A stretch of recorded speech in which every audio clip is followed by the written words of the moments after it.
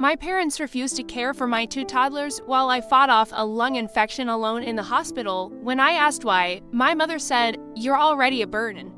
Don't drag us in." 3 weeks later, my neighbor told me they were throwing out my kids' clothes. I showed up with the police. Welcome to Cheat Sheet Tales, where loyalty dies, lies bleed out, and the truth hits like a slap to the face. These aren't just stories.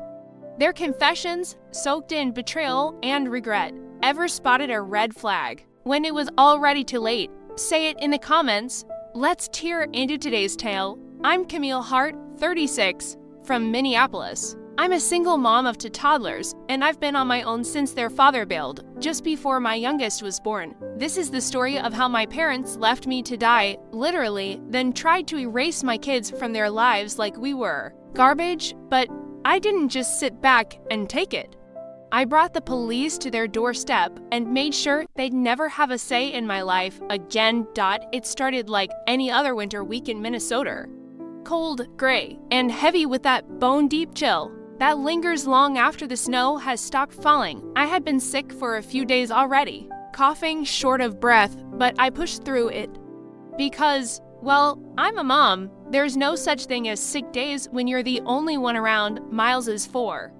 Juniper is 2. They're full of energy and chaos, and I love them more than life. Their dad, Tyson, left when Juniper was still a squirming bundle in my belly, said he wasn't built for fatherhood. I haven't heard from him since. That week, everything caught up with me. I couldn't breathe. I mean, really couldn't breathe. Wheezing, dizzy, seeing stars, kind of not breathing, I somehow managed to call my neighbor, Marlene. She lives next door and has always been kind in the quiet ways you don't notice until the world starts falling apart. She came over immediately, took one look at me, bundled the kids into her SUV, and drove me to the I didn't even make it through triage before they had me on oxygen. Double pneumonia, severe. They were talking about the IQ within hours. I was delirious with fever, barely able to think straight. I only remember snippets, the cold of the floor, the sterile hallway lights, the crushing panic that I hadn't packed the kids enough snacks. The next morning, I called my mother. I'll admit it, I was sobbing. I had hit rock bottom and still had the energy to be ashamed about it. I asked her to take the kids. Just for a few days, I told her I was in the hospital, that I might not be able to come home for a while. I expected some hesitation. Maybe a reluctant, "We'll see." What I got, "You're already a burden.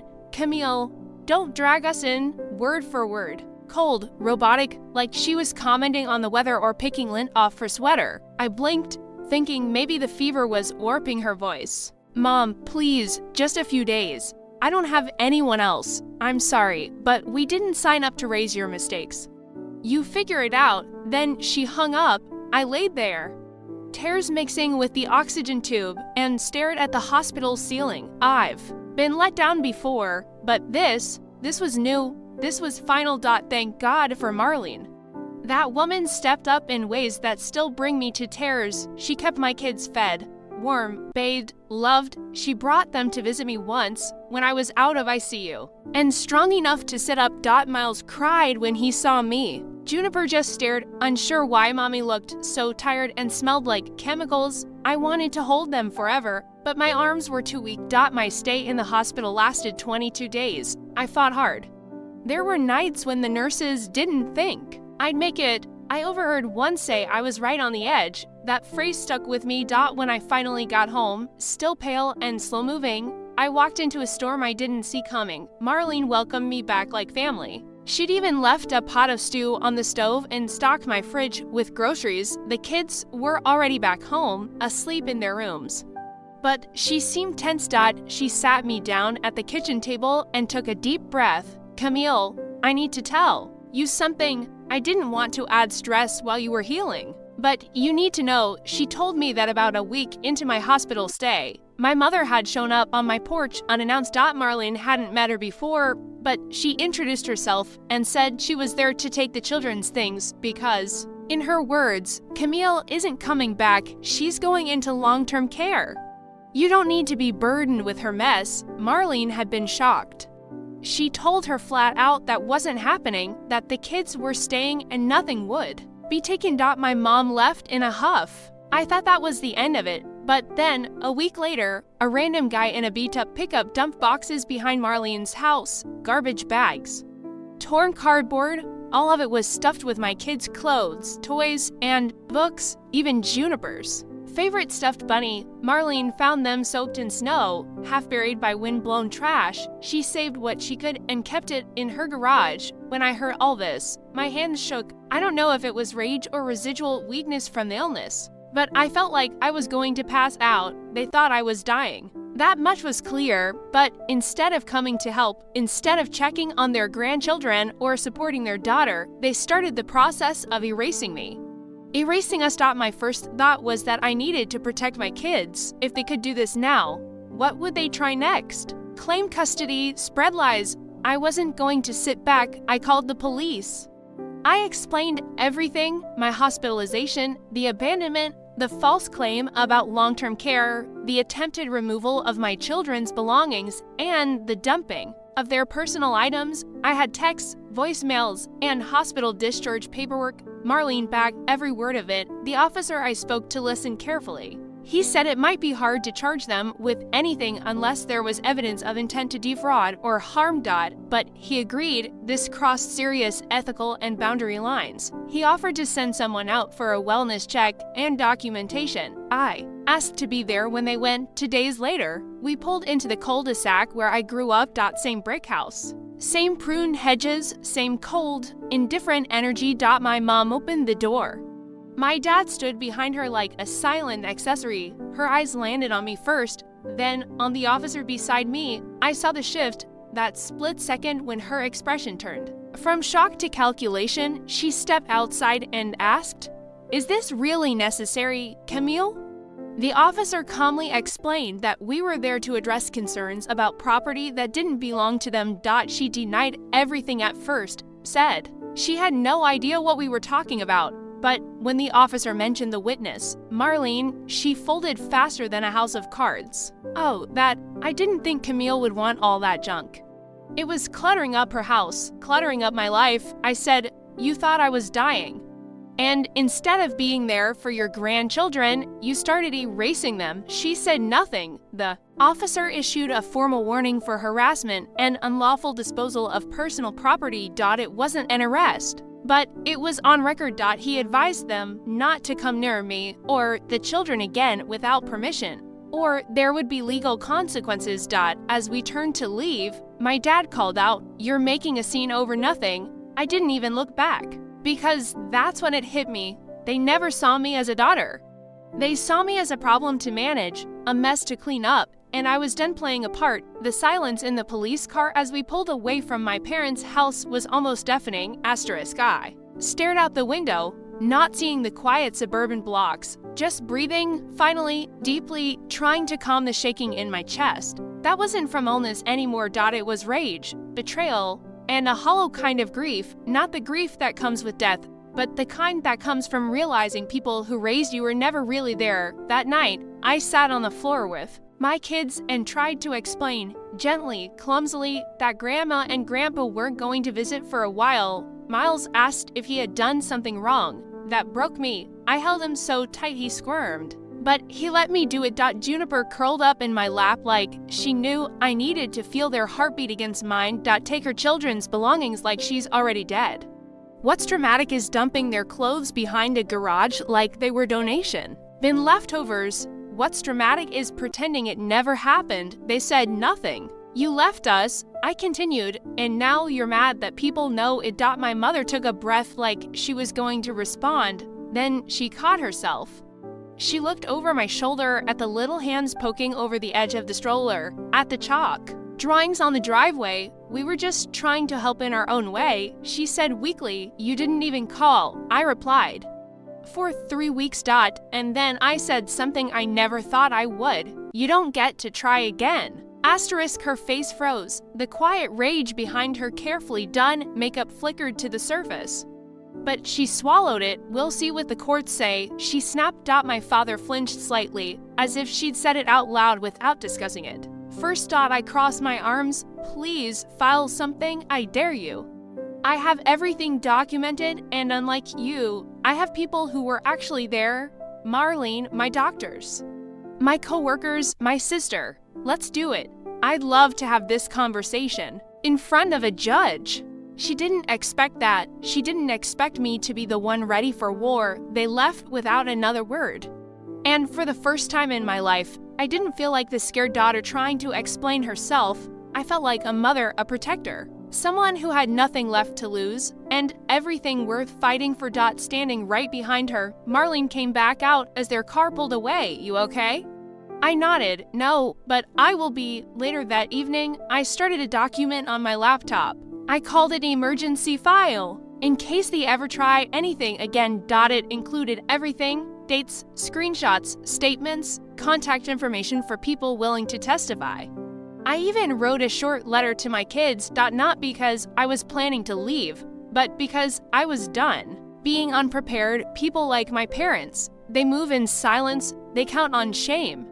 They rely on the fact that no one wants to make a scene, but I'd already made my scene. And if it came to it, I'd set the whole damn stage on fire. Time passed. Not quickly, not smoothly, but it passed. The spring melted into summer, and by July I was stronger than I'd been in years.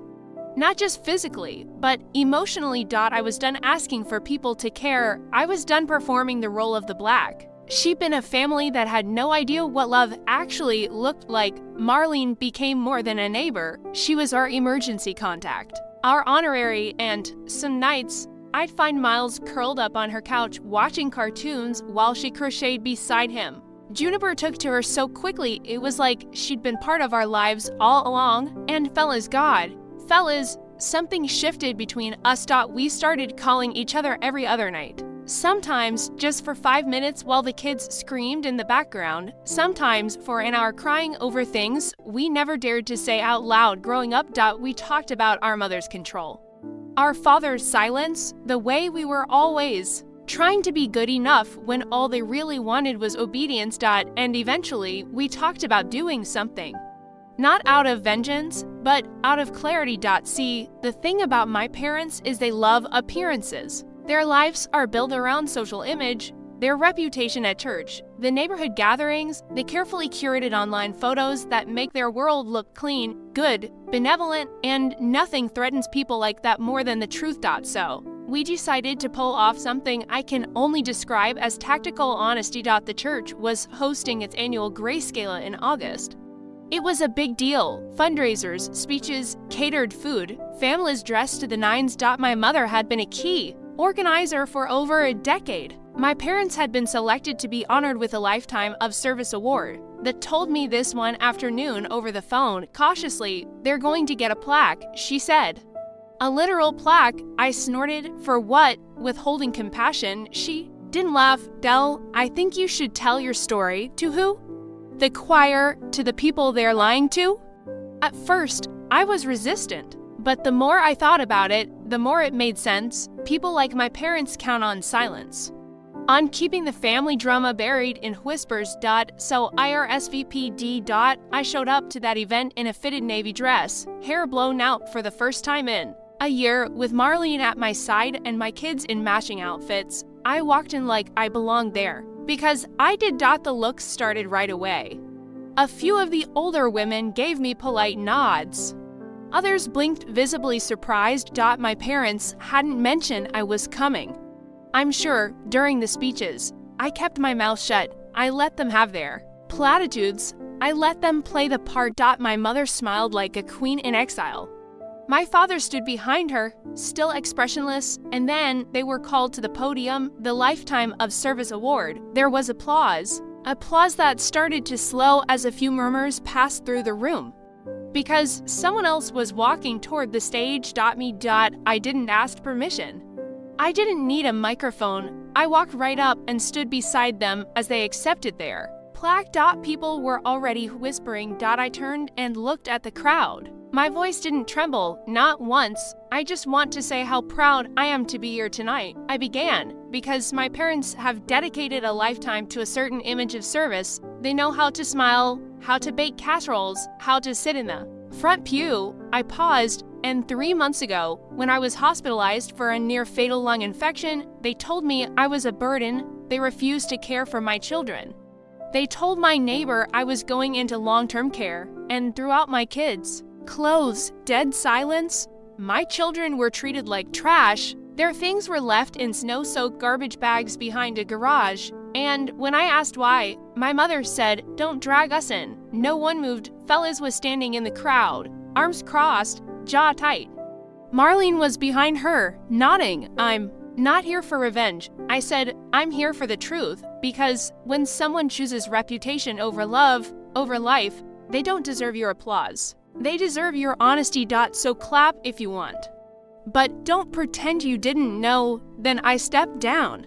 And no one clapped. I didn't stay for cake. My parents tried to spin it, said I'd had a breakdown, claimed I crashed the event, but it was too late. The lie had cracked wide open. People started asking questions. A few of the other church members quietly reached out to me later. One woman even thanked me for saying what she'd always suspected about them. They didn't get banned, excommunicated, or kicked out. That's not how this stuff works, but they lost face. And for people like my parents, that's the real consequence. Their social clout evaporated. They stopped being invited to the planning meetings. No one asked them to host BOTLUCKS. The plaque, I heard it got quietly removed from the wall a month later. For reevaluation, I never spoke to them again. Not because I hate them, because I'm free. Fellas and I are closer than we've ever been. She even asked Marlene to be her babies. Godmother. We joke that we're a patchwork family now, held together by resilience and realness, not blood. And me? I'm still writing, still documenting, still raising my children with more love than I ever received, and I still keep that binder in my drawer. Not out of fear, out of pride, because I didn't let them rewrite my story. I wrote my own ending, and it's better than anything they ever imagined.